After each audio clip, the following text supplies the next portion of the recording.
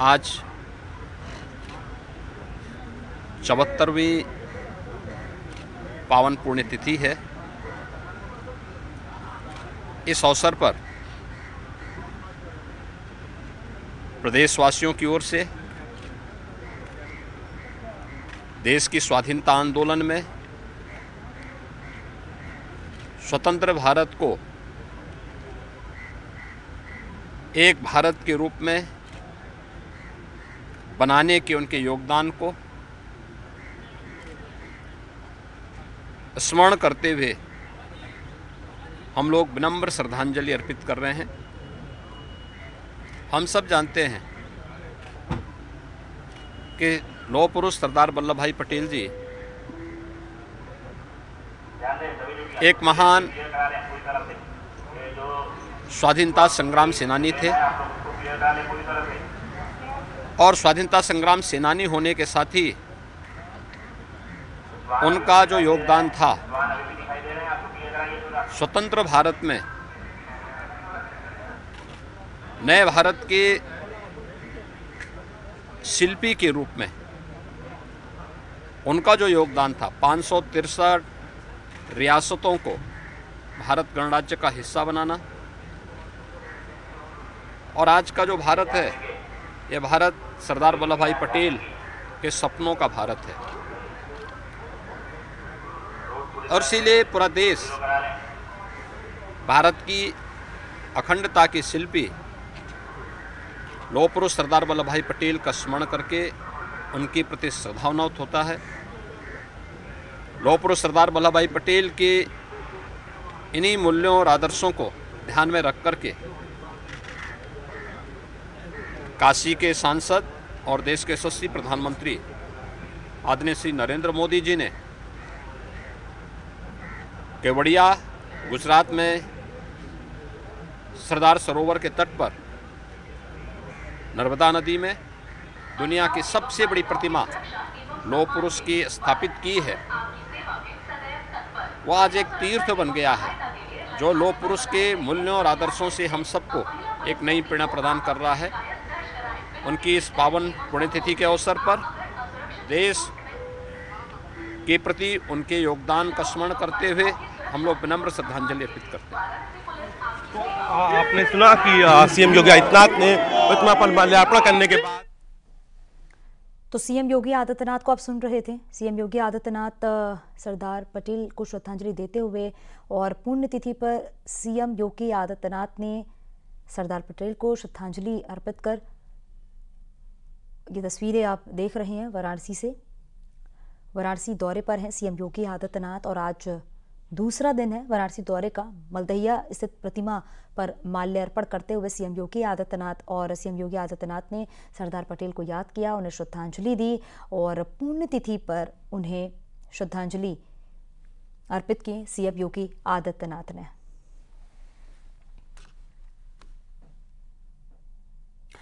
CM Yogi Adityanath आज गोरखपुर के दौरे पर रहेंगे, जहां पर सीएम योगी महायोगी गोरखनाथ विश्वविद्यालय में आयोजित सेमिनार में शिरकत करेंगे और CM Yogi advances and opportunity in drug discovery form natural products विषय पर आधारित राष्ट्रीय संगोष्ठी के उद्घाटन सत्र की अध्यक्षता करेंगे। इसके साथ ही रामगढ़ताल में चलने वाले क्रूज का भी लोकार्पण करेंगे। इसके साथ ही रामगढ़ताल के किनारे बने 5 स्टार होटल मैरियट का भी उद्घाटन करेंगे सीएम योगी आदित्यनाथ। तो सीएम योगी आदित्यनाथ आज गोरखपुर के दौरे पर जाएंगे। बताया जा रहा होटल मैरियट का उद्घाटन करने पहुंचेंगे। क्रूज का भी लोकार्पण करेंगे सीएम योगी आदित्यनाथ, जो कि रामगढ़ताल में है।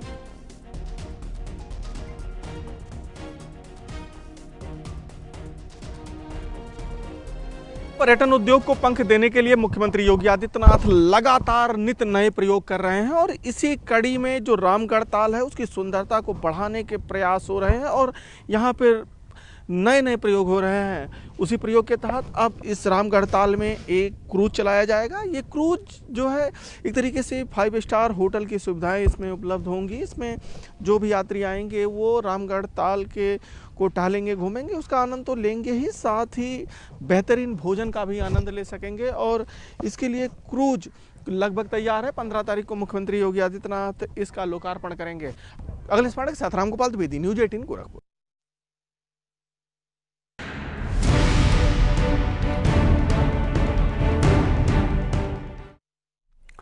खबर सोनभद्र से है। नाबालिग से रेप के मामले में द्वितीय सीट से विधायक रामदुलार गौड़ को आज सजा सुनाई जाएगी। कल एमपीएमएलए कोर्ट ने रामदुलार को दोषी करार दिया था। दरअसल द्वितीय विधायक पर नवंबर 2014 में प्रधान पति रहते हुए नाबालिग से रेप का आरोप लगा है। फिलहाल कोर्ट के आदेश पर विधायक पुलिस हिरासत में है।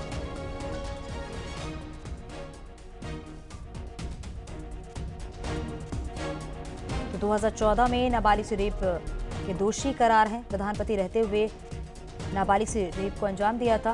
पीड़िता के भाई की याचिका पर सुनवाई हुई और एमपीएमएलए कोर्ट ने दोषी करार दिया है और आज सजा सुनाई जाएगी। तो देखिए, नाबालिग से 6 बार रेप किया गया। आपको एक एक करके बताइए, 1 साल तक रेप करता रहा रामदुलार को दोषी पाया गया और आज कोर्ट की तरफ से सजा सुनाई जाएगी। न्यायालय में अपने बयान के समय रामदुलार गौड़ के संपर्क होने से और उसके बलात्कार किए जाने के परिणाम स्वरूप पीड़िता गर्भवती हो गई थी, उससे संबंधित दस्तावेज पत्रावली में दाखिल की। बयान में भी अदालत में ये बातें कही हैं।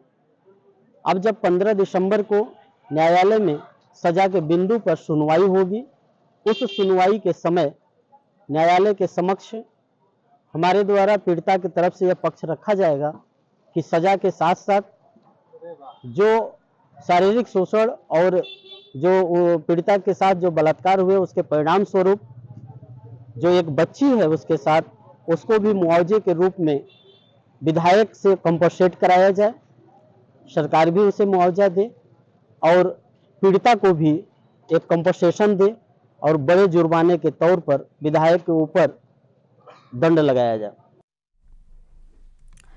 आगरा फोर्ट और यमुना ब्रिज के बीच यमुना पर बन रहा पुल जनवरी तक तैयार हो जाएगा और इससे पहले पुराने पुल पर सिंगल ट्रैक होने के चलते एक बार फिर से एक ही ट्रेन गुजरने से नया पुल बनने के बाद अप और डाउन के लिए अलग अलग पुल होने से ट्रेनों को दोनों स्टेशनों पर पुल खाली होने का इंतजार नहीं करना पड़ेगा।